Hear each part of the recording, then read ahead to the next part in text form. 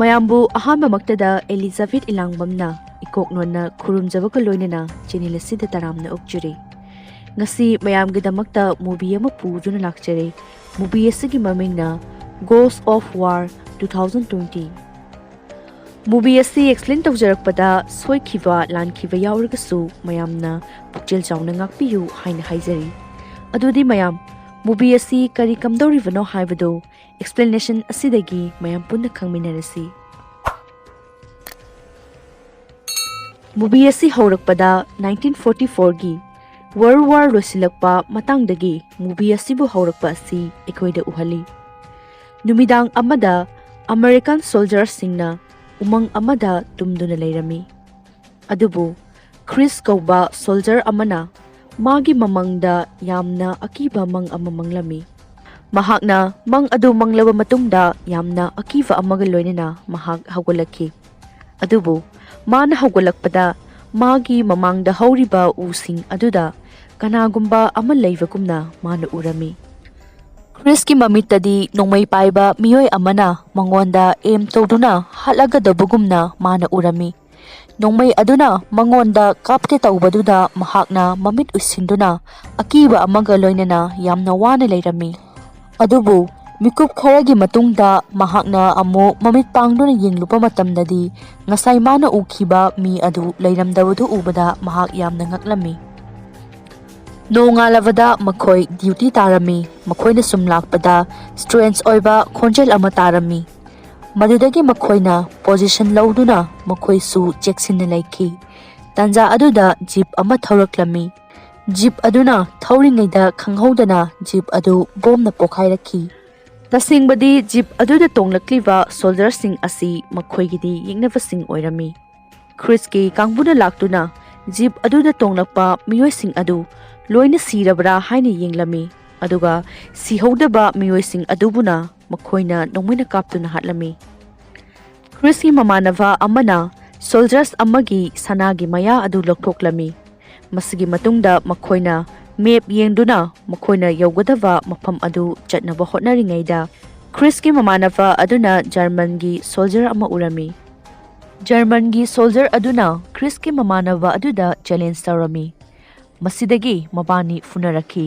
ꯑꯗꯨꯕꯨ ꯖꯔꯃꯟꯒꯤ ꯂꯥꯟꯃꯤ ꯑꯗꯨꯅ ꯈ꯭ꯔꯤꯁꯀꯤ ꯃꯃꯥꯟꯅꯕ ꯑꯗꯨꯕꯨ ꯐꯨꯔꯛꯄ ꯎꯕꯗꯒꯤ ꯈ꯭ꯔꯤꯁꯅ ꯅꯣꯡꯃꯩꯅ ꯀꯥꯞꯇꯨꯅ ꯖꯔꯃꯟꯒꯤ ꯂꯥꯟꯃꯤ ꯑꯗꯨꯕꯨ ꯍꯥꯠꯈꯤ꯫ ꯑꯗꯨꯒ ꯃꯉꯣꯟꯗ ꯌꯥꯎꯔꯝꯕ ꯄꯣꯠꯂꯝ ꯈꯨꯗꯤꯡꯃꯛ ꯂꯧꯕ ꯂꯣꯏꯔꯕ ꯃꯇꯨꯡꯗ ꯃꯈꯣꯏ ꯃꯈꯥ ꯇꯥꯅ ꯂꯥꯛꯈꯤ꯫ ꯃꯈꯣꯏꯅ ꯑꯗꯨꯝꯅ ꯂꯥꯛꯄꯗ ꯃꯈꯣꯏꯅ ꯁꯥꯅꯤꯟ ꯑꯃꯁꯨ ꯐꯪꯂꯝꯃꯤ꯫ ꯃꯤꯑꯣꯏ ꯈꯔ ꯂꯥꯛꯄꯒꯤ ꯁꯥꯅꯤꯟ ꯑꯗꯨ ꯐꯪꯕꯗꯒꯤ ꯃꯈꯣꯏꯅ ꯄꯥꯛꯊꯗꯨꯅ ꯄꯣꯖꯤꯁꯟ ꯂꯧꯗꯨꯅ ꯂꯩꯔꯝꯃꯤ꯫ ꯑꯗꯨꯕꯨ ꯃꯈꯣꯏꯅ ꯈꯪꯂꯛꯄ ꯉꯝꯈꯤ ꯃꯗꯨꯗꯤ ꯃꯈꯣꯏꯅ ꯐꯪꯂꯤꯕ ꯁꯥꯅꯤꯟ ꯑꯗꯨ ꯋꯥꯔ ꯑꯗꯨꯗ ꯍꯤꯡꯍꯧꯔꯤꯕ ꯃꯤꯑꯣꯏꯁꯤꯡ ꯍꯥꯏꯕꯗꯨ ꯑꯣꯏꯔꯝꯃꯤ꯫ ꯃꯈꯣꯏꯅꯁꯨ ꯅꯨꯄꯤ ꯑꯃꯒ ꯑꯉꯥꯡ ꯑꯃꯒ ꯂꯥꯛꯄꯁꯨ ꯎꯔꯝꯃꯤ꯫ ꯃꯗꯨꯗ ꯃꯈꯣꯏꯅ ꯃꯇꯦꯡ ꯄꯥꯡꯕ ꯑꯣꯏꯅ ꯁꯣꯜꯖꯔꯁꯤꯡ ꯑꯗꯨꯅ ꯁꯣꯜꯖꯔꯒꯤ ꯀꯣꯠꯁꯤꯡ ꯑꯗꯨ ꯋꯥꯔꯗ ꯍꯤꯡꯍꯧꯔꯤꯕ ꯃꯤꯑꯣꯏꯁꯤꯡ ꯑꯗꯨꯗ ꯑꯣꯏꯅ ꯄꯤꯔꯝꯃꯤ꯫ ꯑꯗꯨꯒ ꯉꯁꯥꯏ ꯃꯣꯏꯅ ꯐꯪꯈꯤꯕ ꯁꯣꯜꯖꯔꯁꯤꯡꯒꯤ ꯁꯅꯥꯒꯤ ꯌꯥꯁꯤꯡ ꯑꯗꯨꯁꯨ ꯃꯈꯣꯏꯅ ꯄꯤꯔꯝꯃꯤ꯫ ꯃꯈꯣꯏꯅ ꯑꯁꯨꯝꯅ ꯇꯧꯔꯤꯕꯁꯤꯁꯨ ꯂꯥꯟꯖꯦꯜꯂꯛꯄ ꯃꯤꯑꯣꯏꯁꯤꯡ ꯑꯗꯨꯅ ꯍꯤꯡꯕꯗ ꯈꯔꯗ ꯑꯣꯏꯔꯕꯁꯨ ꯃꯇꯦꯡ ꯄꯥꯡꯕꯤꯅꯕ ꯑꯣꯏꯔꯝꯃꯤ꯫ ꯈ꯭ꯔꯤꯁꯀꯤ ꯀꯥꯡꯕꯨꯁꯤꯡ ꯑꯗꯨꯁꯨ ꯖꯪꯒꯜ ꯑꯃꯗ ꯂꯥꯛꯂꯝꯃꯤ꯫ ꯃꯈꯣꯏꯅ ꯁꯨꯝ ꯂꯥꯛꯄꯗ ꯈ꯭ꯔꯤꯁꯅ ꯍꯥꯏ ꯃꯈꯣꯏꯅ ꯂꯥꯛꯂꯤꯕꯗꯨ ꯀꯦꯁꯜ ꯑꯃ ꯃꯈꯣꯏꯅ ꯁꯪꯅꯕꯒꯤꯗꯃꯛꯇ ꯂꯥꯛꯄꯅꯤ ꯍꯥꯏꯅ ꯍꯥꯏꯔꯝꯃꯤ꯫ ꯂꯦꯞꯇꯅ ꯑꯁꯨꯝ ꯂꯥꯛꯄꯅ ꯃꯈꯣꯏ ꯀꯦꯁꯜꯒꯤ ꯃꯐꯝ ꯑꯗꯨ ꯌꯧꯔꯝꯃꯤ꯫ ꯑꯗꯨꯕꯨ ꯀꯦꯁꯜꯒꯤ ꯒꯥꯔꯗ ꯑꯣꯏꯔꯤꯕ ꯂꯥꯟꯃꯤ ꯑꯗꯨ ꯇꯨꯝꯗꯨꯅ ꯂꯩꯔꯝꯕꯗꯒꯤ ꯃꯈꯣꯏꯅ ꯍꯧꯗꯣꯛꯈꯤ꯫ ꯑꯁꯨꯝꯅ ꯒꯥꯔꯗ ꯑꯗꯨꯅ ꯃꯈꯣꯏꯕꯨ ꯀꯦꯁꯜꯒꯤ ꯃꯅꯨꯡ ꯑꯗꯨꯗ ꯄꯨꯁꯤꯜꯂꯛꯈꯤ ꯑꯃꯗꯤ ꯍꯥꯟꯅ ꯂꯩꯔꯝꯕ ꯒ꯭ꯔꯨꯞꯁꯤꯡ ꯑꯗꯨꯗ ꯑꯅꯧꯕ ꯒ꯭ꯔꯨꯞ ꯑꯃ ꯂꯥꯛꯂꯦ ꯍꯥꯏꯗꯨꯅ ꯄꯥꯎ ꯇꯝꯈꯤ꯫ ꯄꯥꯎ ꯑꯗꯨ ꯍꯦꯛ ꯐꯪꯕꯒ ꯍꯥꯟꯅ ꯂꯩꯔꯝꯂꯤꯕ ꯒ꯭ꯔꯨꯞ ꯑꯗꯨ ꯍꯟꯈꯤꯅꯕ ꯇꯧꯈꯤ꯫ ꯈ꯭ꯔꯤꯁꯁꯨ ꯌꯥꯝꯅ ꯉꯛꯈꯤ꯫ ꯀꯔꯤꯒꯤꯅꯣ ꯂꯩꯔꯝꯂꯤꯕ ꯃꯤꯑꯣꯏꯁꯤꯡ ꯑꯁꯤꯅ ꯋꯥꯔꯤ ꯐꯖꯅ ꯁꯥꯟꯅꯗꯕꯤꯗ ꯍꯥꯊꯨ-ꯍꯥꯊꯨꯅ ꯆꯠꯅꯕ ꯇꯧꯔꯤꯕꯁꯤ ꯍꯥꯏꯅ꯫ ꯍꯥꯟꯅ ꯂꯩꯔꯝꯂꯤꯕ ꯁꯣꯜꯖꯔꯁꯤꯡ ꯑꯗꯨꯒꯤ ꯀꯃꯥꯟꯗꯔ ꯑꯗꯨꯅ ꯈ꯭ꯔꯤꯁꯇ ꯍꯥꯏ ꯃꯈꯣꯏ ꯑꯗꯨ ꯌꯥꯝꯅ ꯊꯨꯅ ꯆꯠꯈꯤꯅꯕ ꯃꯔꯝ ꯑꯃ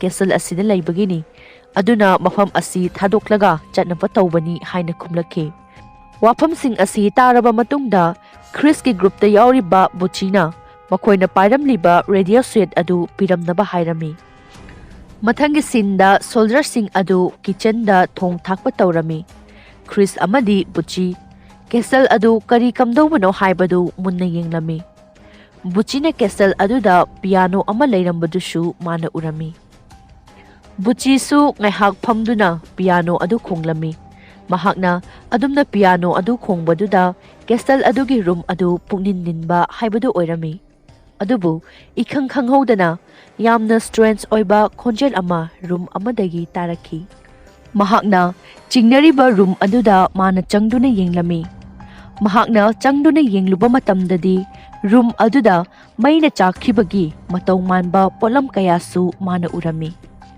ꯕꯨꯆꯤꯅꯁꯨ ꯔꯨꯝ ꯑꯗꯨꯗ ꯂꯩꯔꯤꯕ ꯋꯥꯁꯔꯨꯝ ꯑꯗꯨꯗ ꯀꯅꯥꯒꯨꯝꯕ ꯃꯤꯑꯣꯏ ꯑꯃ ꯂꯩꯕꯒꯨꯝꯅ ꯃꯥꯅ ꯁꯥꯅꯤꯟ ꯐꯪꯂꯝꯃꯤ꯫ ꯃꯁꯤꯗꯒꯤ ꯃꯥꯅ ꯀꯅꯥ ꯑꯣꯏꯔꯕꯅꯣ ꯍꯥꯏꯗꯨꯅ ꯋꯥꯁꯔꯨꯝ ꯑꯗꯨꯒꯤ ꯊꯣꯡ ꯑꯗꯨ ꯍꯥꯡꯒꯦ ꯇꯧꯕꯗꯗꯤ ꯊꯣꯡ ꯑꯗꯨ ꯂꯣꯛ ꯇꯧꯗꯨꯅ ꯂꯩꯔꯝꯕꯗꯨ ꯃꯥꯅ ꯊꯦꯡꯅꯈꯤ꯫ ꯕꯨꯆꯤ ꯋꯥꯁꯔꯨꯝ ꯑꯗꯨꯗꯒꯤ ꯃꯃꯥꯏ ꯑꯣꯜꯂꯛꯈꯤ, ꯑꯗꯨꯕꯨ ꯃꯥꯅ ꯍꯦꯛ ꯆꯠꯄ ꯍꯧꯔꯛꯄꯒ ꯋꯥꯁꯔꯨꯝ ꯑꯗꯨꯒꯤ ꯊꯣꯡ ꯑꯗꯨ ꯃꯁꯥ ꯃꯊꯟꯇ ꯍꯥꯡꯗꯣꯔꯛꯈꯤ꯫ ꯃꯁꯤꯒꯤ ꯃꯇꯨꯡ ꯁꯣꯜꯖꯔꯁꯤꯡ ꯑꯗꯨ ꯆꯥꯅ ꯊꯛꯅꯕ ꯇꯧꯔꯝꯃꯤ꯫ ꯃꯈꯣꯏꯅ ꯑꯗꯨꯝꯅ ꯆꯥꯔꯤꯉꯩꯗ ꯌꯥꯝꯅ ꯁ꯭ꯇ꯭ꯔꯦꯟꯖ ꯑꯣꯏꯕ ꯈꯣꯟꯖꯦꯜ ꯑꯃ ꯇꯥꯔꯛꯈꯤ꯫ ꯃꯈꯣꯏꯁꯨ ꯈꯣꯟꯖꯦꯜ ꯑꯗꯨ ꯇꯥꯕꯗ ꯍꯥꯏꯐꯦꯠ ꯉꯛꯈꯤ, ꯑꯗꯨꯒ ꯇꯥꯔꯤꯕ ꯈꯣꯟꯖꯦꯜ ꯑꯗꯨ ꯀꯔꯤꯅꯣ ꯍꯥꯏꯕꯗꯨ ꯈꯪꯅꯕꯅꯤ ꯍꯥꯏꯅ ꯃꯈꯣꯏ ꯈꯨꯠꯂꯥꯏ パイꯗꯨꯅ ꯆꯦꯛ ꯇꯧꯅꯕ ꯍꯣꯠꯅꯔꯝꯃꯤ꯫ ꯕꯨꯆꯤꯅ ꯁꯦꯀꯦꯟ ꯐ꯭ꯂꯣꯔ ꯑꯗꯨ ꯆꯦꯛ ꯇꯧꯔꯝꯃꯤ꯫ ꯈ꯭ꯔꯤꯁꯅꯁꯨ ꯁꯨꯝ ꯆꯦꯛ ꯇꯧꯔꯛꯄꯗ ꯃꯁꯥꯒꯤ ꯈꯣꯟꯖꯦꯜ ꯑꯗꯨ ꯁ꯭ꯇ꯭ꯔꯦꯟꯖ ꯑꯣꯏꯕ ꯃꯑꯣꯡꯗ ꯃꯥꯅ ꯇꯥꯔꯝꯃꯤ꯫ ꯃꯈꯣꯏꯅ ꯔꯨꯝ ꯑꯗꯨꯗ ꯌꯥꯝꯅ ꯆꯤꯡꯅꯅ ꯆꯪꯂꯝꯃꯤ꯫ ꯈ꯭ꯔꯤꯁꯅ ꯐꯤꯅ ꯀꯨꯞꯁꯤꯟꯕ ꯃꯤ ꯃꯥꯟꯕ ꯑꯃ ꯊꯦꯡꯅꯔꯝꯃꯤ, ꯑꯗꯨꯕꯨ ꯃꯤꯃꯛꯇꯤ ꯑꯣꯏꯔꯝꯗꯦ꯫ ꯑꯇꯣꯞꯄ ꯅꯥꯀꯟ ꯑꯃꯔꯣꯝꯗꯒꯤ ꯈꯣꯟꯖꯦꯜ ꯑꯗꯨ ꯑꯃꯨꯛ ꯇꯥꯔꯛꯈꯤ꯫ ꯃꯈꯣꯏꯅ ꯇꯥꯔꯛꯂꯤꯕ ꯃꯥꯏꯀꯩ ꯑꯗꯨꯗ ꯌꯦꯡꯂꯨꯕ ꯃꯇꯝꯗꯗꯤ ꯊꯣꯡ ꯑꯃ ꯂꯩꯔꯝꯕꯗꯨ ꯃꯈꯣꯏꯅ ꯎꯔꯝꯃꯤ꯫ ꯊꯣꯡ ꯑꯗꯨꯕꯨ ꯃꯈꯣꯏꯅ ꯍꯥꯡꯗꯣꯛꯅꯕꯅꯤ ꯍꯥꯏꯅ ꯃꯁꯤꯡ ꯀꯥꯎꯟꯠ ꯇꯧꯔꯤꯉꯩꯗ ꯊꯣꯡ ꯑꯗꯨ ꯃꯊꯟꯇ ꯍꯥꯡꯗꯣꯔꯛꯈꯤ꯫ ꯃꯗꯨ ꯎꯕꯗ ꯃꯕꯥꯅꯤ ꯌꯥꯝꯅ ꯉꯛꯂꯝꯃꯤ꯫ ꯔꯨꯝ ꯑꯗꯨꯗ ꯂꯩꯔꯝꯂꯤꯕ ꯐꯤꯖꯪ ꯑꯗꯨ ꯍꯥꯏꯗꯣꯛꯂꯨꯕꯗ ꯊꯣꯡꯅꯥꯎꯗ ꯃꯤꯑꯣꯏ ꯑꯃꯅ ꯊꯧꯔꯤ ꯌꯥꯟꯗꯨꯅ ꯁꯤꯕꯒꯤ ꯃꯑꯣꯡꯗ ꯂꯩꯔꯝꯕꯗꯨ ꯃꯈꯣꯏꯅ ꯎꯔꯝꯃꯤ꯫ ꯃꯗꯨ ꯎꯕꯗ ꯃꯕꯥꯅꯤ ꯍꯥꯏꯐꯦꯠ ꯑꯀꯤꯕ ꯄꯣꯛꯂꯝꯃꯤ꯫ ꯇꯥꯟꯖꯥ ꯑꯗꯨꯗ ꯅꯨꯡꯁꯤꯠ ꯁꯤꯠꯂꯛꯇꯨꯅ ꯐꯤꯖꯪ ꯑꯗꯨ ꯍꯨꯝꯗꯣꯛꯈꯤ꯫ ꯐꯤꯖꯪ ꯑꯗꯨ ꯍꯨꯝꯗꯣꯛꯈꯤꯕ ꯃꯇꯝꯗꯗꯤ ꯉꯁꯥꯏ ꯃꯈꯣꯏꯅ ꯎꯈꯤꯕ ꯑꯁꯤꯕ ꯍꯛꯆꯥꯡ ꯑꯗꯨ ꯃꯥꯡꯈꯤ꯫ ꯃꯁꯤꯒꯤ ꯃꯇꯨꯡꯗ ꯃꯈꯣꯏ ꯑꯃꯨꯛ ꯄꯨꯂꯞ ꯄꯨꯟꯗꯨꯅ ꯂꯩꯔꯝꯃꯤ꯫ ꯁꯣꯜꯖꯔ ꯑꯃꯅ ꯚꯨꯠꯀꯤ ꯋꯥꯔꯤ ꯁꯥꯕ ꯍꯧꯔꯛꯈꯤ꯫ ꯃꯈꯣꯏꯅ ꯑꯗꯨꯝꯅ ꯁꯥꯔꯤꯉꯩꯗ ꯁꯣꯜꯖꯔ ꯑꯃꯅ ꯊꯣꯡꯅꯥꯎꯗ ꯇꯦꯂꯦꯁꯀꯣꯞ ꯑꯃ ꯁꯤꯖꯤꯟꯅꯗꯨꯅ ꯀꯦꯁꯇꯜꯒꯤ ꯑꯀꯣꯏꯕ ꯑꯗꯨ ꯃꯥꯅ ꯌꯦꯡꯂꯝꯃꯤ꯫ ꯁꯣꯝꯗꯁꯨ ꯁꯣꯜꯖꯔ ꯑꯃꯅ ꯃꯈꯣꯏꯅ ꯉꯁꯥꯏ ꯆꯦꯛ ꯇꯧꯕꯗꯨꯗ ꯕꯦꯁꯃꯦꯟꯠꯗꯒꯤ 18 ꯌꯔꯁꯀꯤ ꯅꯨꯄꯤ ꯑꯃꯒꯤ ꯖꯔꯅꯦꯜ ꯑꯃ ꯊꯦꯡꯅꯩ ꯍꯥꯏꯈꯤ꯫ ꯃꯥꯅ ꯃꯈꯥ ꯇꯥꯔꯗꯨꯅ ꯍꯥꯏ, ꯅꯨꯄꯤ ꯑꯗꯨ ꯌꯨꯝ ꯑꯁꯤꯗ ꯂꯩꯔꯝꯕ ꯃꯥꯜꯂꯤ ꯍꯥꯏꯅꯁꯨ ꯇꯝꯈꯤ꯫ ꯇꯥꯟꯖꯥꯗꯨ ꯃꯛꯇꯗ ꯃꯩ ꯊꯥꯒꯠꯇꯨꯅ ꯂꯩꯔꯤꯕ ꯃꯐꯝ ꯑꯗꯨꯗꯒꯤ ꯈꯣꯟꯖꯦꯜ ꯑꯃ ꯇꯥꯔꯛꯈꯤ꯫ ꯃꯈꯣꯏꯅ ꯆꯪꯁꯤꯟꯗꯨꯅ ꯃꯐꯝ ꯑꯗꯨꯗ ꯃꯨꯟꯅ ꯌꯦꯡꯈꯤ꯫ ꯃꯗꯨꯗ ꯕꯨꯆꯤꯅ ꯇꯥꯔꯤꯕ ꯈꯣꯟꯖꯦꯜ ꯑꯗꯨ ꯃꯣꯔꯁ ꯀꯣꯗꯇ ꯍꯥꯏꯕ ꯑꯣꯏꯔꯝꯃꯤ, ꯑꯗꯨꯕꯨ ꯃꯍꯥꯛꯅ ꯗꯦꯀꯣꯗ ꯇꯧꯗꯨꯅ ꯋꯥꯍꯩ ꯑꯗꯨꯒꯤ ꯑꯥꯔꯊ ꯑꯗꯨ ꯈꯪꯗꯣꯛꯄ ꯉꯝꯈꯤ꯫ ꯃꯗꯨꯗ ꯃꯥꯅ ꯍꯥꯏ, ꯈꯣꯟꯖꯦꯜ ꯑꯁꯤꯅ ꯍꯥꯏꯔꯤꯕꯁꯤ ꯑꯩꯒꯤ ꯈꯣꯡꯁꯤꯡ ꯌꯥꯎꯗꯦ ꯍꯥꯏꯕꯅꯤ ꯍꯥꯏꯅ ꯍꯥꯏꯈꯤ꯫ ꯕꯨꯆꯤꯅ ꯃꯤꯅꯤꯡ ꯍꯦꯛ ꯈꯪꯕꯒ ꯈꯣꯟꯖꯦꯜ ꯑꯗꯨ ꯂꯦꯞꯈꯤ꯫ ꯃꯈꯣꯏ ꯋꯥ ꯈꯟꯅꯈꯤ꯫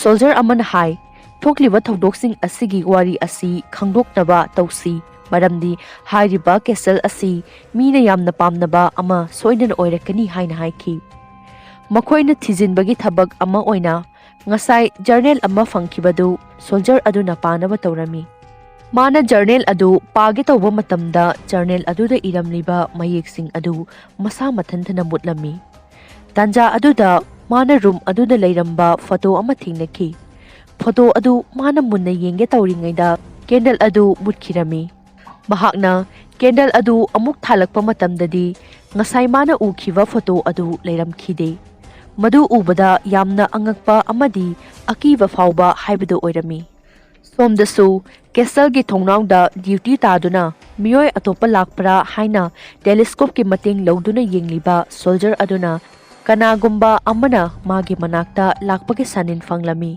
ꯑꯗꯨꯕꯨ ꯃꯥꯅ ꯍꯟꯅ ꯌꯦꯡꯗꯕꯤꯗ ꯇꯦꯂꯦꯁꯀꯣꯞ ꯑꯗꯨꯗ ꯃꯨꯟꯅ ꯌꯦꯡꯗꯨꯅ ꯑꯀꯣꯏꯕꯗ ꯆꯦꯛ ꯁꯨꯝ ꯇꯧꯕꯗ ꯅꯨꯄꯤ ꯑꯃꯅ ꯊꯧꯔꯤ ꯌꯥꯟꯗꯨꯅ ꯁꯤꯕꯒꯤ ꯃꯑꯣꯡꯗ ꯂꯩꯕꯗꯨ ꯃꯥꯅ ꯎꯔꯝꯃꯤ꯫ Masidagi mana amuk hanna munna yenge tawbada nupi adu amuk okide.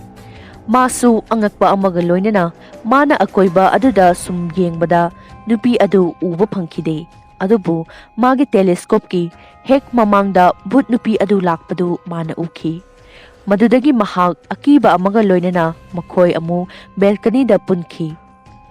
Mathangi numita makoy masel wari sanadun hainaki madudi karigidamakta hana leiramliba troopsing aduna hathu-hathuna chatkivano haibasini. Adugi shumathakta nupi ama makoyna tattana uriba amadi khonjel su adum ta aduna leiriba asigumba kiningai oirava thabaksing asigi matangda makoyna wa khanarami. Makoyna adumna khannaringai aduda but nupi ama telescope ta ukhiba soldier aduna haiki. Troopsing aduna hankivasi thabaksing asi thokhibadagi hankibadi mande hain hairai. Soldier aduna hai Mikup kharagi matungda German gi soldier singna ekoida landarakpa yai aduna jungle da lothobana ekoigi aphaba oigani haina hairai. Adubu Krishna di castle asibu ngak senaba haibasi ekoigi ithongni haina hairaki. Masigi matungda makoina room amada changlaktuna munna yenglubada pentagram yektuna leiramba floor adu thingnaki. Makoina su haiki Mafam asida magic sizinaduna miyoi singbu hatlamba yai hain haiki. Makoina room adu loisanaba tawrami. Makoina su cupboard ama thangnaba tawbada cupboard ki thong adu hanglami. Adubu yamna ngakliba amana makoina pentagram adu hek sokluba matamdadi cupboard ki thong adu masa mathantana thingzinki. Thong aduna thingzinbada soldier amagi makhut adu chaptuna magi khutsasing adu asok apandangki. Atopa soldier amasu magi tungda nupi amana thauri yanduna sibagi mami adu uhanki. Adubu hanna yengluba matamdadi kana amatadi leiramkide. Masidagi makoy amuk apunba oina leiminaki. Makoyna radio sizinaduna German gi soldier singi maramda khangnaba honaki. Adubu radio adudagi nupigi khonjel oiba amana mahak adu lakle hain hairaki. Masidagi makoyna su khangba ngamki madudi hairiba castle asi haunted castle ni haibasi. Lanmi amana hai makoy mafam asi thadoklaga yamna thuna chatkhinaba tawsi haina. Tanja aduda mai chaktuna thamliba furnace adudagi nupigi khonjel da martial court ta hairai. Adubu buchina decoding tawduna khangba ngamki. Madudi karigumba mafam asi thadoklabadi haiba wahai asini. Wahai asi khakta oibana makoyna su gyan tadaba haibadu oirami. Ikhang khanghaudana buchigi khud adu bud aduna sizinaduna chebang aduda iraki. Nakoy sigani haina. Bud asina haininglibasi makoyna mafam asi thadoktuna chatlawadi makoy adu sigani haibani. Masagi matungda makoy German gi soldier singa khud thoknanaba sem sarami. Khara amana attic room aduda leirami aduga khara amana entrance aduda leirami. Haibaga tawbaga German gi soldier sing adu lakhi. Makoy lakle haibadu attic room da leiriva miyoi aduna khanghalakhi. German gi soldier sing adusu truck tagi kumtharaktuna makoyda attack tawnaba honarami. Makoyna castle gi thong adu lok tawduna leirambadu ubada miyoi amata leitraboy khalladuna makoy hankinaba honarami. Makoyna thong adu thugaiduna bomb ama hunjilaki. Bomb adu buchina atay sokhandanaba tawbagal loinana pokai hanki. German gi soldier sing adusu changsilaktuna akanba mawongda khudthoknaki. Krishna nomay kaplam laba matungda basement aduda lotnaba honaki. Mahakna basement aduda lakpada German gi soldier amana hana leiramduna mahakna Krista attack tawraktuna Chris adu stairs dagi taki. German gi soldier adusu magi matungda miyoi ama lakpagi mawongda sanin phangbaduda mahakna hatlage haibagi matagum tung olakpa matamdadi miyoi amata leiramdabadu ubada mahaksu yamna ngaklami. Adubu mahakna but nupa adu mahakna uki. Mana nongmayna kaptuna hatke tawbada but nupa adu mayna chaktuna mangki. German gi soldier aduna room aduda Chris mabani natana kana amata uramde. Soldier aduna Chris adu sirabra haina yenglubada Chris na nupa adubu hatki.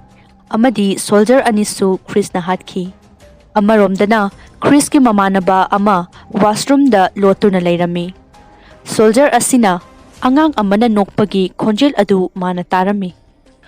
Akiba pokpaga loinana nongmai aduna leiramba miyoi khudingmak hatlage haibagi matagum taurakpada German gi soldier amana bathtub aduda iraknaduna leirambadu mana uki.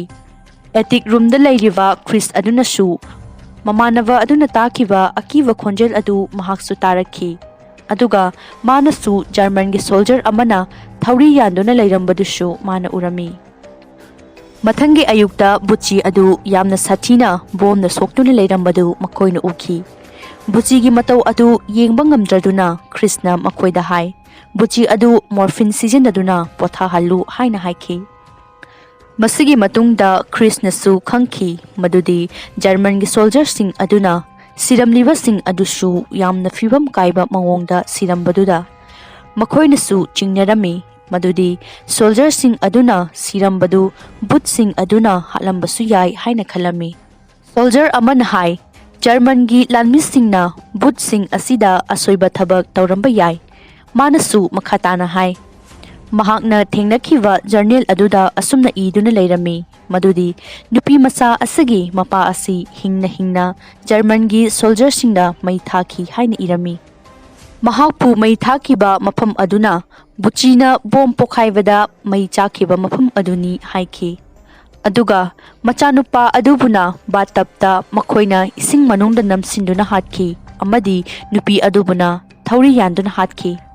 Hairiba miyoi sing asinani aikhoida tattana wahalibase makoigi haksang sing adu phumkhide aduna makoigi thawai singna but olaklibani haina haiki.